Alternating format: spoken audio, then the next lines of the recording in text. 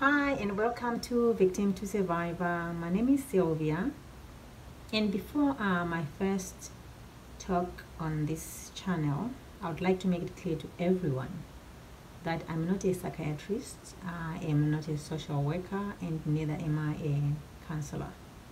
I'm just a woman who has a story to tell. So today I'm going to talk about the joy, pain, and power of finding your voice. It is amazing how a few words can change a life. The words that changed my life are: please don't beat me, let me pick my stuff and leave. When I walked out on my abuser almost 30 years ago, it was as if I had an internal GPS inside,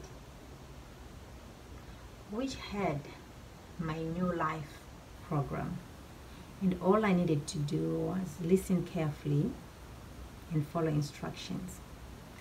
Kind like, for the next 12 miles, stay on the feeder road, or in 200 feet, turn left. Sounds simple, huh? But not really. Well, if anyone had told me that, Sylvia, if you free yourself from your abuser, you will go back to school and you go from being a receptionist to your dream job, accountant, in less than 2 years, and you also find love, I would have laughed at them, because at that time there was no sign that I could be independent. There was no indication that it was even possible to start all over. My life was in my abuser's hands. He was in control. Thinking about it now, I could have been better off on a battlefield. The number of American troops that were killed in Afghanistan and Iraq between 2001 to 2012 was 6,488, compared to the number of women, American women, that were murdered by either their current partner or partner, male partners, which was 11,766. That's almost double the number of troops killed on the battlefield. Well, here I was, transitioning from being a domestic violence victim to a domestic violence survivor, only because I spoke those magic words: please don't beat me, let me pick my stuff and leave. On that day in July 1988. So I went back to school, completed my secretarial course. I got a job outside Harare. Harare is a capital city of Zimbabwe, my country, where I come from. I was born and raised in Harare.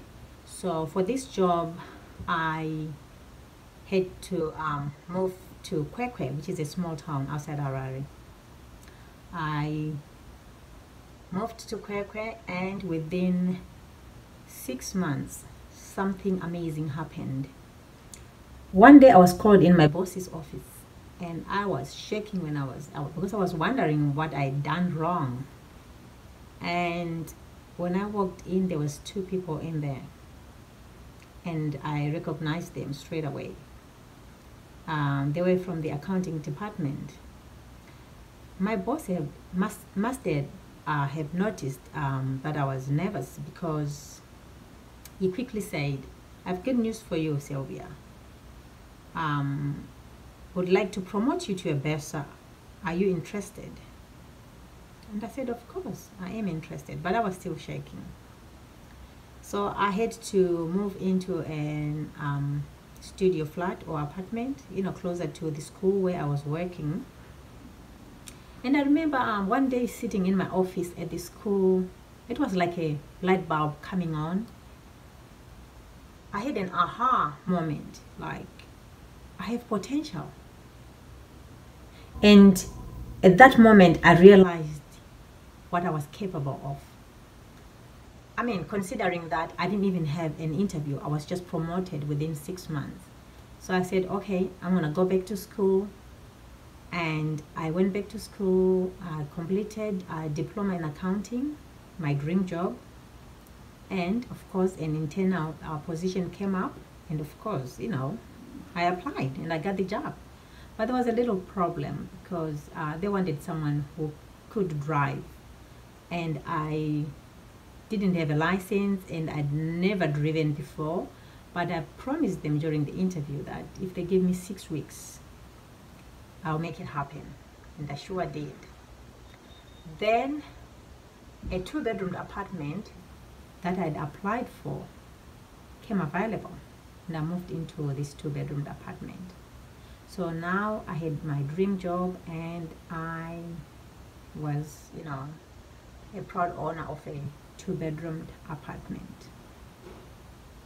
I knew then that the sky was the limit. Anything was possible.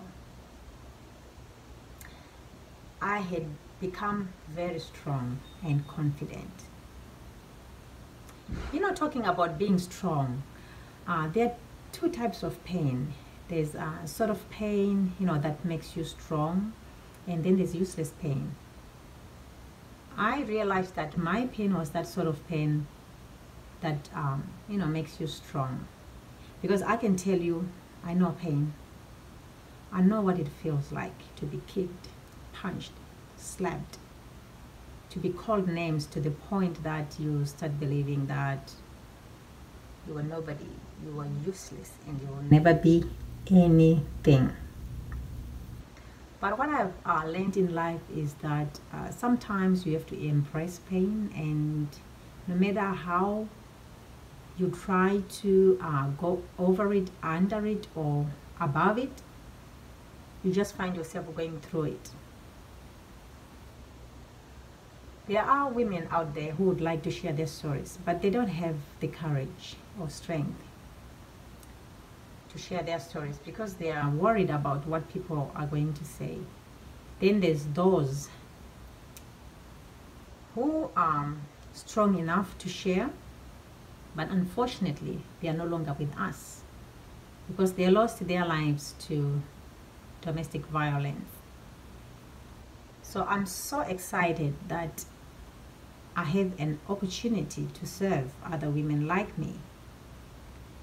I'm excited that I'm sitting here right now talking to you, which means I'm alive. If there's a message I want to leave with you today, is that don't be ashamed of your story because it will inspire someone.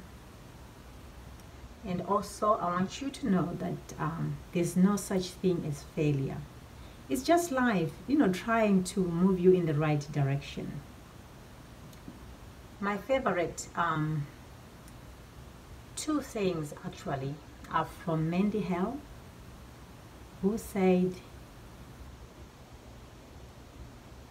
moving away from something unhealthy is being brave.